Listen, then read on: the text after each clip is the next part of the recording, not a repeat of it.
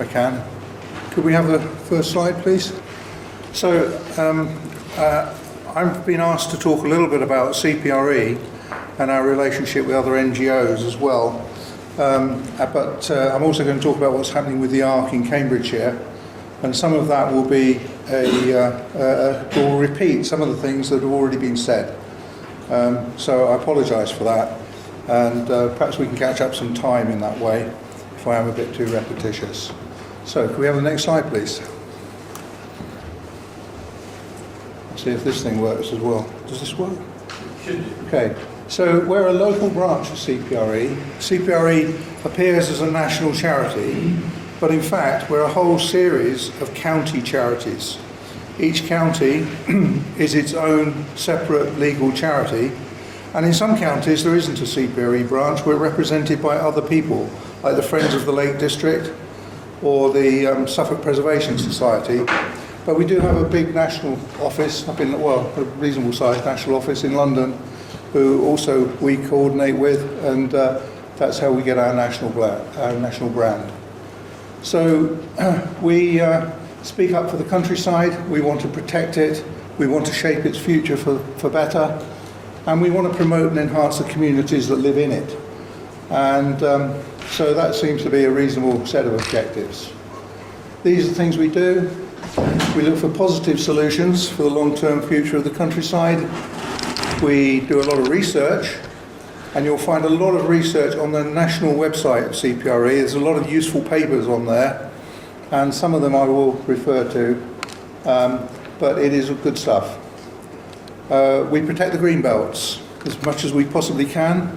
It was out of the greenbelt movement that CPRE was formed, and we want to also promote urban renewal and the restriction of development on greenfield sites as much as possible. And we also campaign for our landscapes. Landscapes are very important. You know, it's not just what's out directly outside your house, it's where you go when you look for nice places, and places where you go to enjoy. So landscape is extremely important, and just a single line of pylons can ruin a landscape. So we have to look at things sometimes in quite a lot of detail to protect landscapes. This is the history of CPRE, and we really came out of the work of Ruskin and Octavia Hill, who came from Wisbech, that wonderful lady who helped start up the National Trust as well. And I always think, when I'm sort of tackling some of these problems, what would this lady, who was acting in a time when the whole of society was totally male, okay, and she was fighting this problem, and I think, what would she have thought? What would she have done? Because I think we can learn a lot from that lady. So we've had 90 years of our activities. Out of it, we've had the concept of a planning system. There didn't used to be one. Then the mid-50s, the 14 statutory greenbelts were established, and there are only 14. And there are some major cities that really could do with a greenbelt. And I know up in Norwich, for example, they are campaigning to get a Norwich greenbelt. And I think Peterborough could do with one as well. We try and look out for the national parks and the areas of outstanding natural beauty, and our campaigning in the past has helped establish those.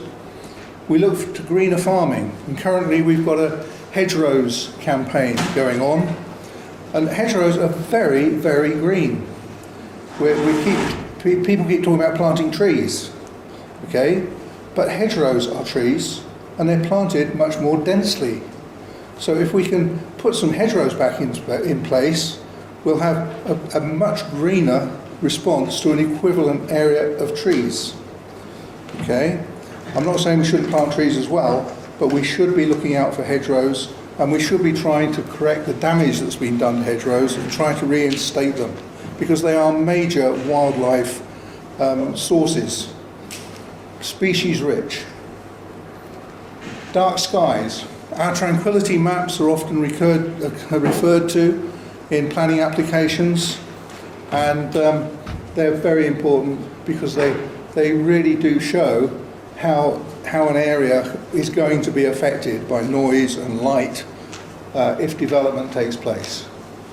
5p shopping bags, CPRE campaigned hard for those.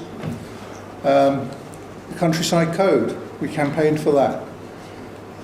Then the deposit return scheme that's yet to happen. Okay, we were promised it would happen by Mr. Gove, but it hasn't appeared yet, and we want it to appear. I think it's very important. I can remember when I was a little kid going to visit my grandparents, and in those days you got a penny on a bottle if you took it back to the shop. So we would take the dandy cart and go and collect other people's bottles and go down to the local co-op, and that would give us enough money to go to the cinema in the afternoon and see a Norman Wisdom film, which was great. Fracking has been suspended.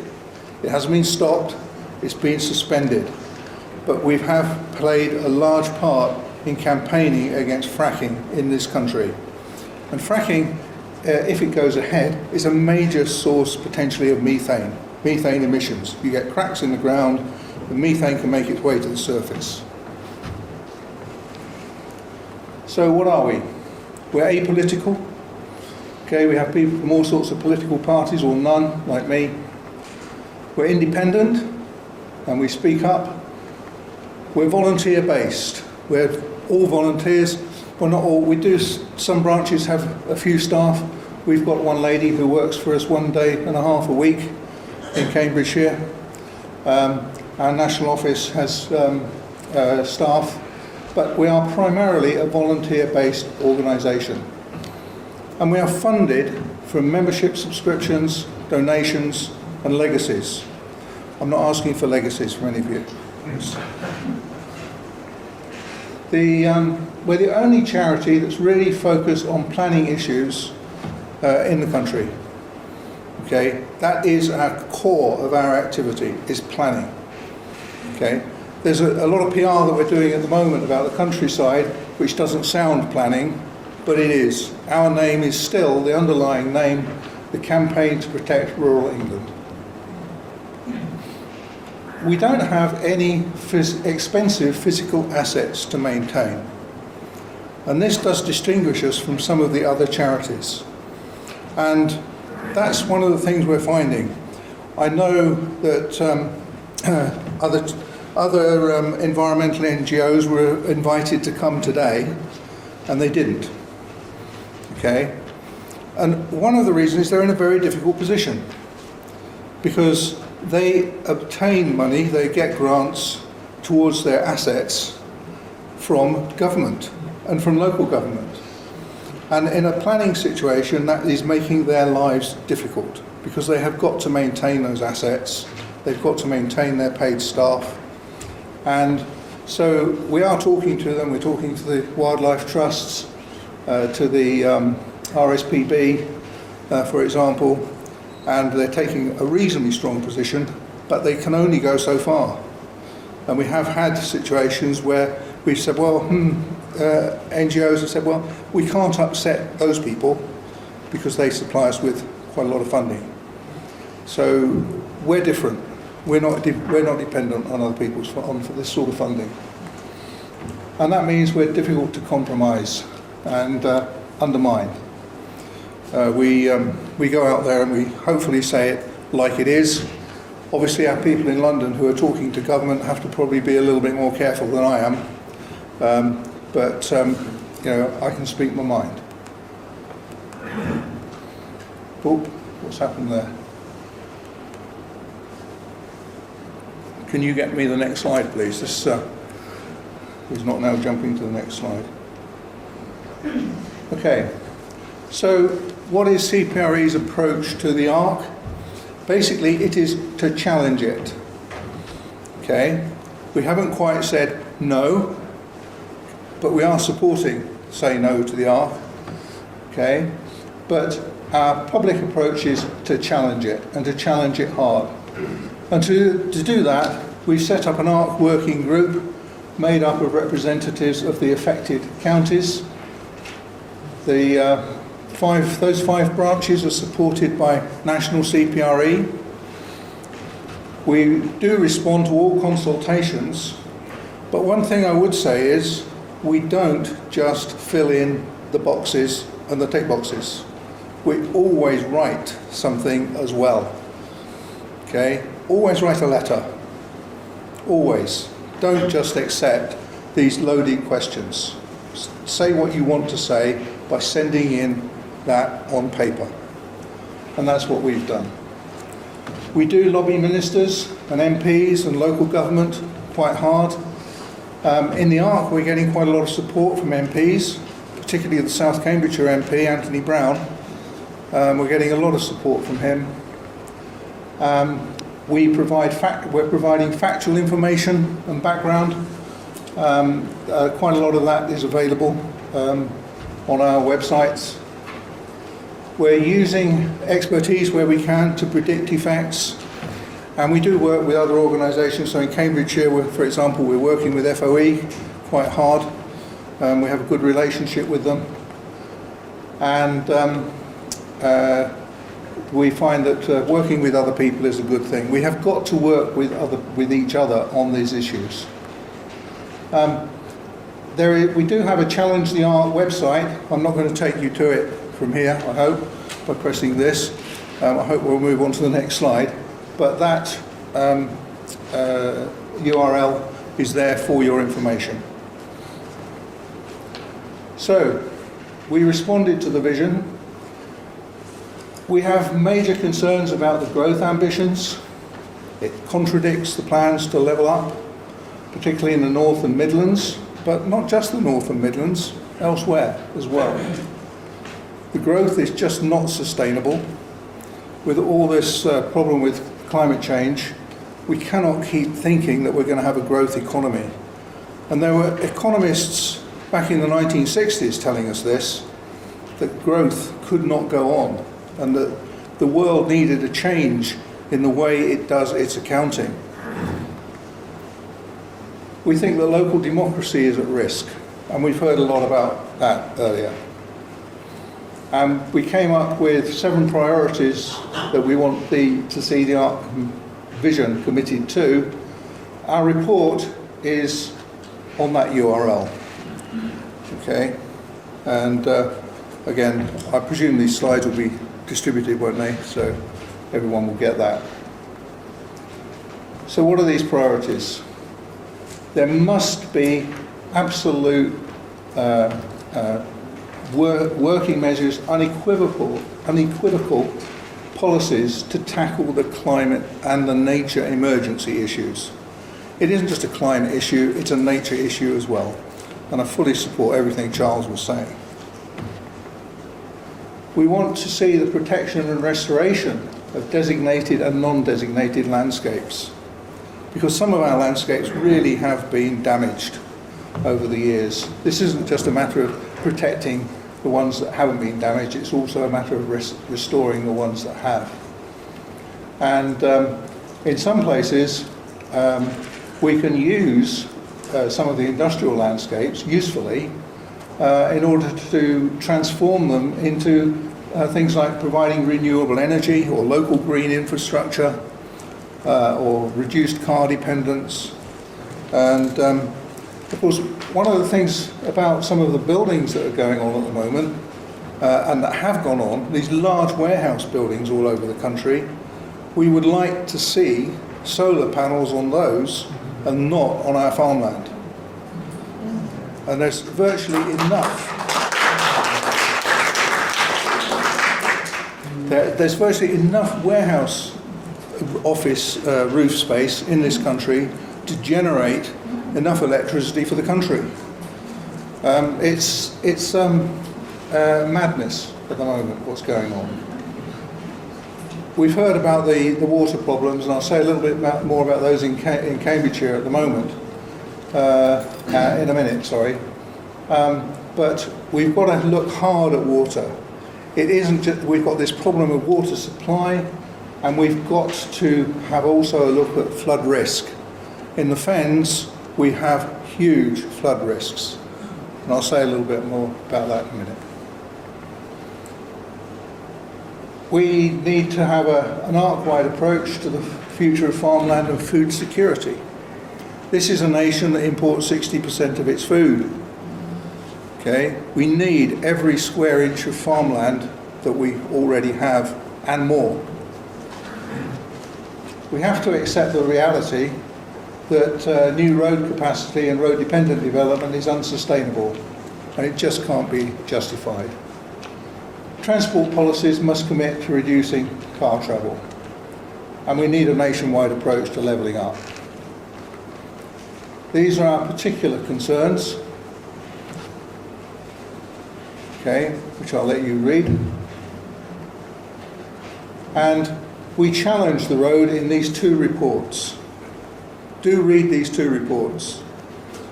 They show that all this road building, it just does not work. So, East-West Rail Route E, I'm not going to repeat what's already been said about Route E. It is just a bad route. And I have a personal interest in that. My in-laws' farm is going to be cut in two by East-West Rail, and not just their land, it's going to go right over their grain store and their farmhouse.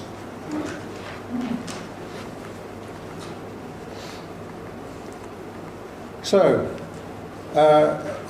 environmental benefit or harm. Inward migration. 2 million people, okay, coming in, okay, we live in an area where there is virtually no unemployment statistically. Okay, so if we're going to create more jobs, we're going to need more people coming in, and that is just not green. We've got somewhere between 500,000 and 1 million empty homes in this country, and they could be refurbished and reused. We've got space for 1 million more on brownfield sites. Our work shows that even regions means greener growth, and we're doing a lot of work on brownfield. We report regularly on brownfield. And one of the things about building is the Climate Change Committee showed that building materials produce 25% of the UK's greenhouse gas emissions. That's a lot. Manufacturing emissions, that is. The Climate Change Committee has also said that we've got to do something about this, because it's not just the emissions from building activities within the country. We import a lot of these materials, so it's the third biggest importer of greenhouse gas emissions, where we're getting other people to do our manufacturing for us. And the Climate Change Committee keeps saying this.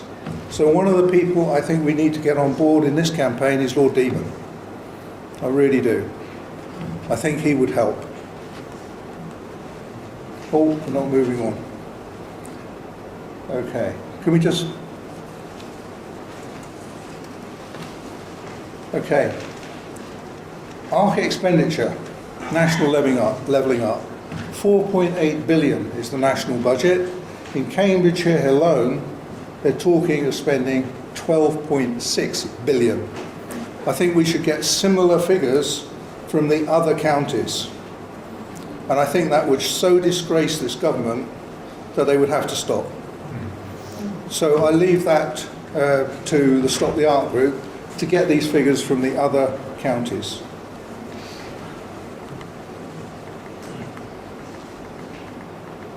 Now, the Environmental Audit Committee has said we cannot keep importing food because of climate change.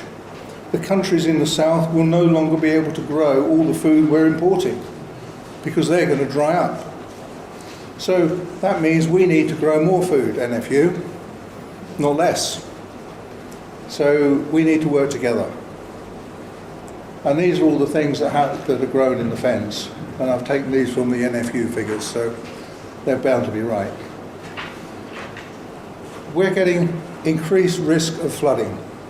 And this isn't happening tomorrow, this is happening now. Last winter, okay, this was St Ives in Cambridgeshire, this was Cottenham Village, okay. Our drainage board started pumping in December, where I live, and it went on till mid-February. The road between where I live and Huntingdon, between Haddenham and Huntingdon, was closed for 3 weeks. And one of the other roads in the Fens was closed for 8 weeks because of flooding. Okay, I'll stop there. I rest my case. I have got more to say, but there you go.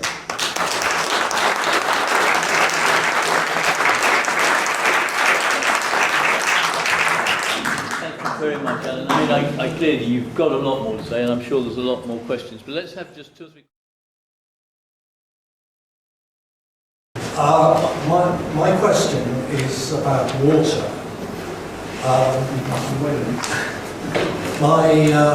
My cousin farms in South Wales.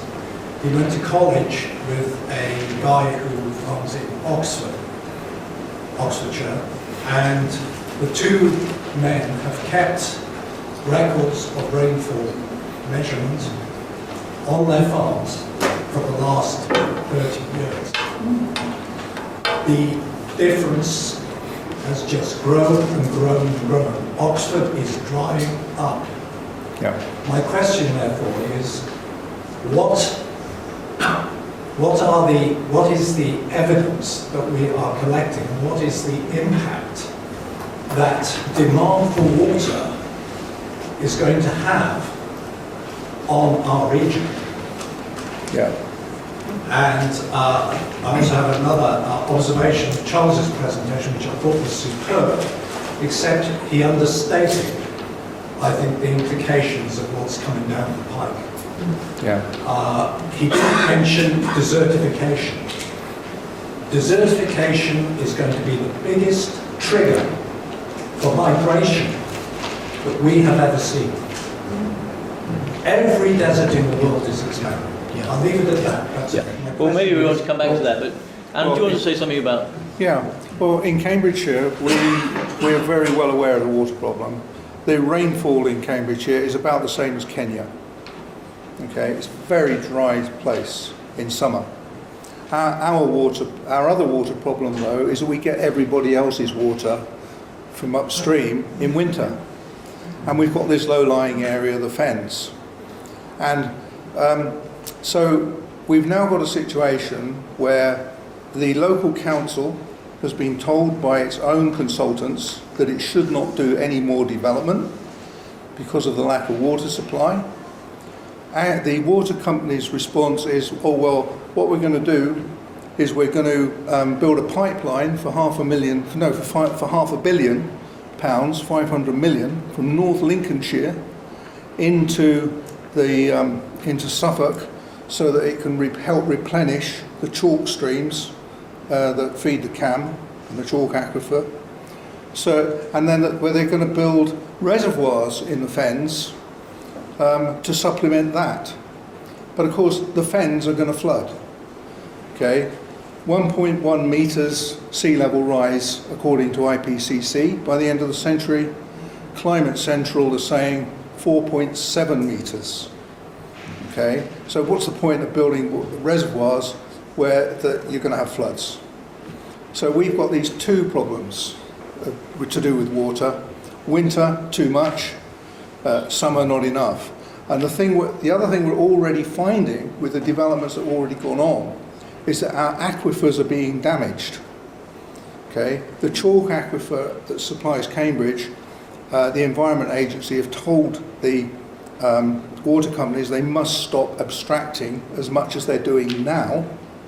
Okay, and to the north, out in the Fens aquifers are low. Okay, and farmers out there are being fined for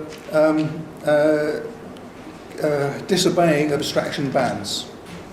So water is a huge problem. I mean, and yet again, we get the sort of two issues that we're touching on this afternoon, it seems to me, is that the problems that we've already got, and then on top of that, the problems that the ARC development might well add. Other problems, familiar faces, sir. I'd just briefly like to put in a bid for brownfield sites for biodiversity. I managed for many years a 24-hectare brownfield site in Milton Keynes. We had 300 native plant species, 30 species of butterflies, 6 species of reptiles and amphibians, 40 breeding species of birds. you won't find that on a 24 hectare wheat field. I rest my case. You certainly won't. You're absolutely right. Thank you. We wouldn't say develop every brownfield site. You know, perhaps no summer site. There were a variety of things we would seek to do, and in some of them it would be that kind of restoration. I just wanted to mention that what Alan says, corroborate what Alan says, and this also links up with the issue of democracy, in that, for example, we have a local plan consultation finishing in December, which a crucial element of is water, and what are the trade-offs if you do various things, what you lose, what is the loss, environmental loss. The water companies who've got organised an umbrella group, which is basically a business-run group, have their regional plans and all the information data next year, which is after the local plan, so the public doesn't know anything about the trade-offs. What are they going to lose?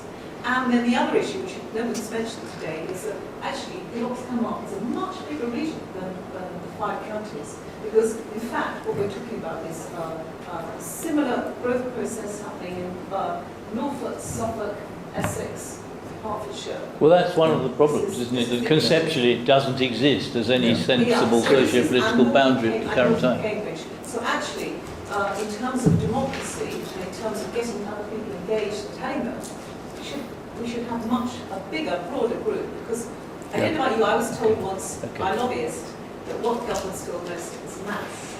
Maths. If I can just add to that point, Wendy, I first heard of the Arc, I think it was in 2009, when the regional assemblies were still in place, and the regional assemblies were doing their second tranche of planning. And our regional assembly planner was doing some presentations.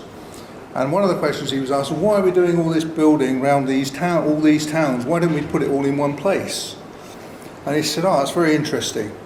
He said, what we've got is a problem. He said, we're trying to do reasonable, fair planning.